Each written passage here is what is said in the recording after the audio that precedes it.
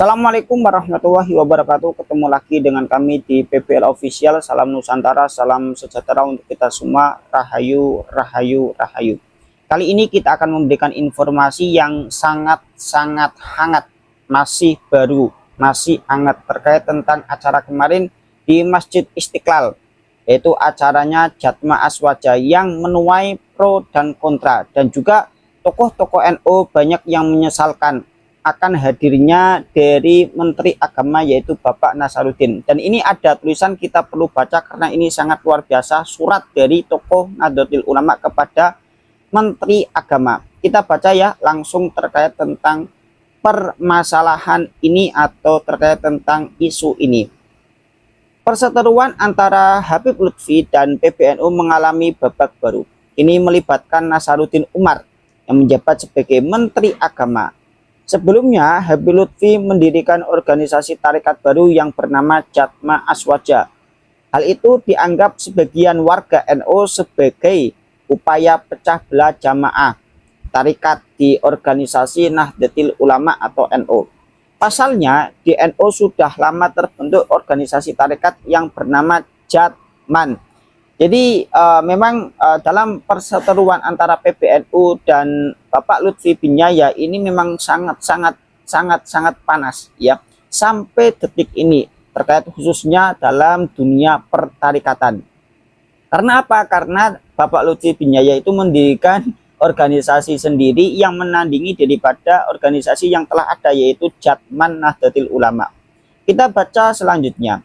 Jatma Aswaja besutan Habib Lutfi mengadakan acara zikir kebangsaan di Masjid Istiqlal Minggu 10 Agustus ya 2025 malam di Masjid Istiqlal.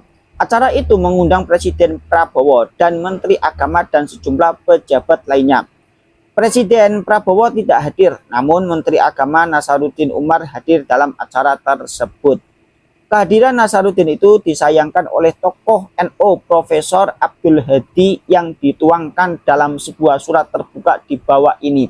Jadi Profesor Bapak Abdul Hadi ini menulis surat kepada Menteri Agama. Kenapa kok bisa hadir? Kenapa kok gelem-gelemok hadir ning acara Masjid Istiqlal tersebut? Kan kayak gitu, itu pertanyaan. Kita baca suratnya dari Profesor Abdul Hadi ya. Surat terbuka untuk Menteri Agama RI kepada yang terhormat Menteri Agama RI di Jakarta, Demak, 11 Agustus 2025.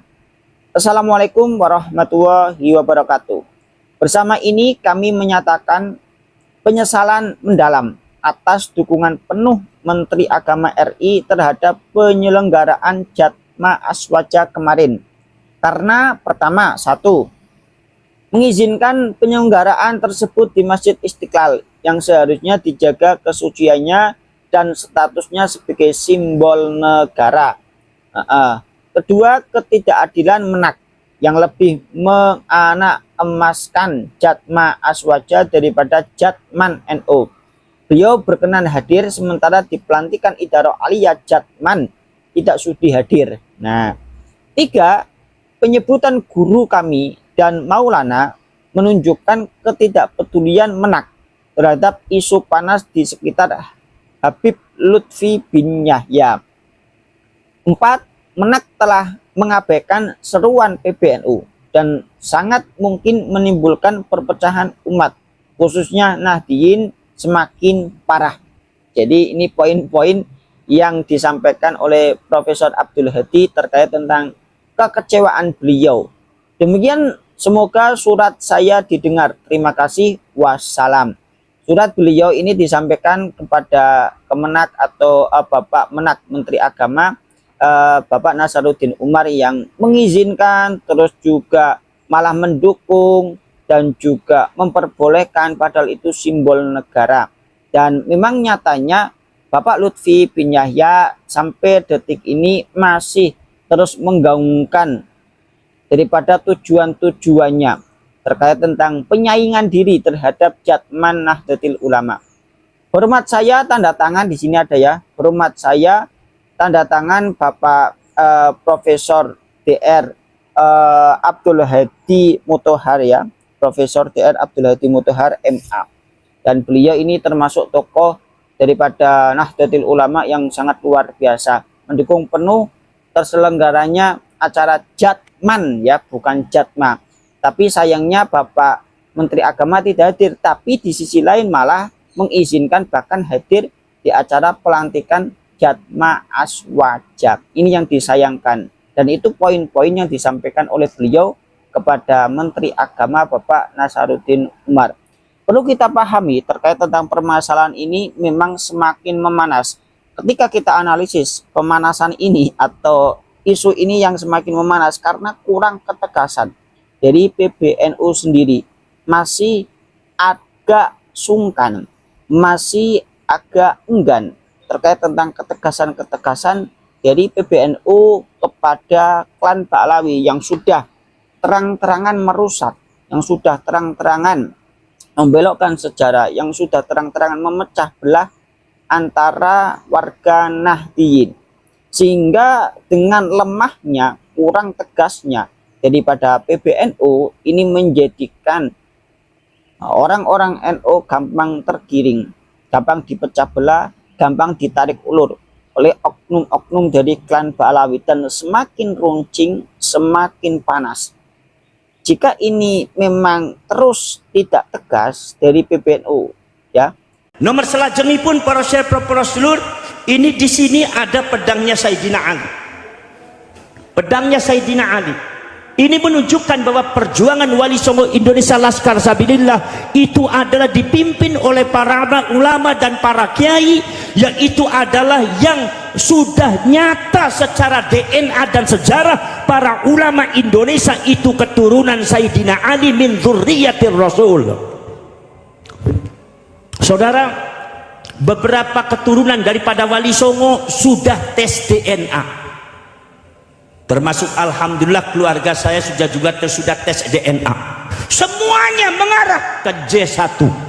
Maka dari itu saudara-saudara sekalian, ini menunjukkan saudara-saudara sekalian, keturunan yang asli daripada dzurriyyatur Rasul itu adalah bukan dari marga Ba'alawi, dan ini sifatnya ilmiah. Tidak dengan bukan karena kebencian, bukan karena hasud, bukan karena adawah permusuhan, tapi ini ilmiah, catatan dan hasil data ilmiah secara sejarah, secara manuskrip, bahwasanya dzurriyyatur Rasul yang asli di Indonesia adalah para ulama, para kiai yang ada di Indonesia. Dan keturunan Wali Songo itu dzurriyyatur Rasul, keturunan Sayyidina Ali. Jadi kalau keturunan Wali Songo itu Alawiyun Sayyidina Ali. Kalau Ba'alawi itu bukan Alawi, Alwiyun, karena keturunan Alwi bin Ubaidillah. Lamnya disukunkan. Awas beda Alwi dengan Alawi. Maka kalian menyebut Ba'alawi jangan Ba'alawi, tapi Ba'alwi. Ba'alwi bin Ubaidillah, yang sekarang sudah didapatkan hasilnya bahwa Alwi bin Ubaidillah itu tidak ada catatan di dalam sejarahnya, sehingga Ki Imaduddin Al-Bantani mengatakan bahwa Alwi bin Ubaidillah itu adalah bukan cucunya Said Ahmad Al-Muhajir, bukan cucunya bukan putra dan cucunya Said Ahmad Al-Abah An-Nafat, artinya bukan cucunya Rasulullah. Itu kita harus ketegasan ada. Kenapa? Sebab penghancuran bangsa ini juga diawali dengan pengklaman terhadap mereka-mereka yang mengaku cucunya Rasulullah, akhirnya merusak bangsa ini dan merusak mentalitas daripada generasi muda Indonesia. Ini Sayyidina Ali.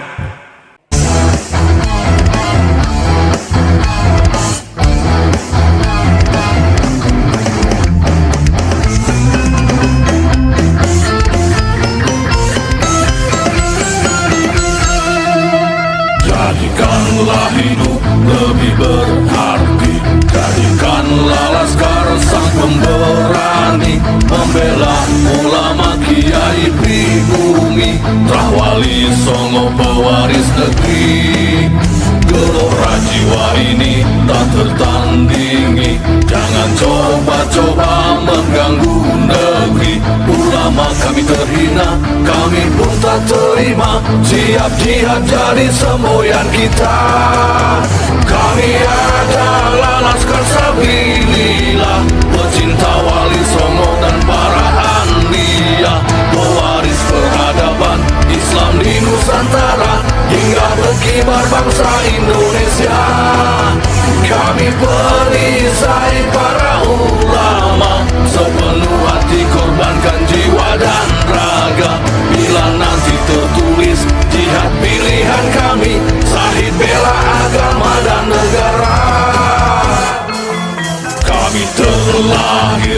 Bumi pertiwi terpatri suci sejarah negeri, korbankan darah nyawa leluhur kami. Jangan kau coba rubah dan kau pecundangi.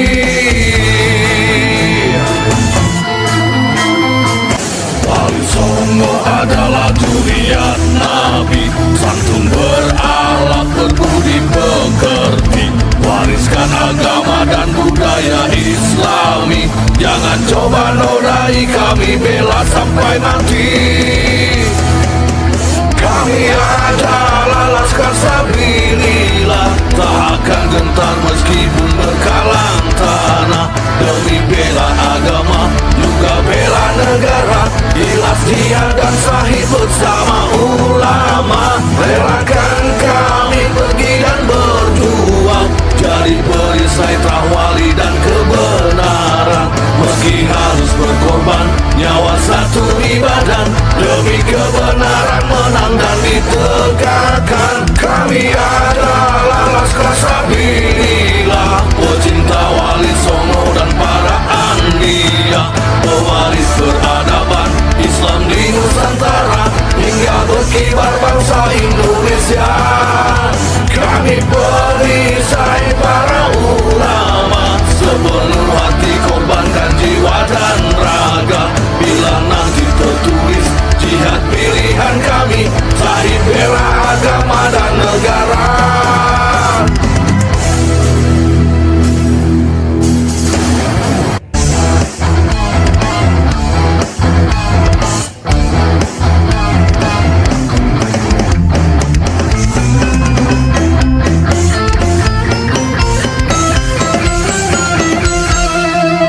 Jadikanlah hidup lebih berarti, jadikanlah Laskar sang pemberani, membela ulama kiai pribumi, Wali Songo pewaris negeri.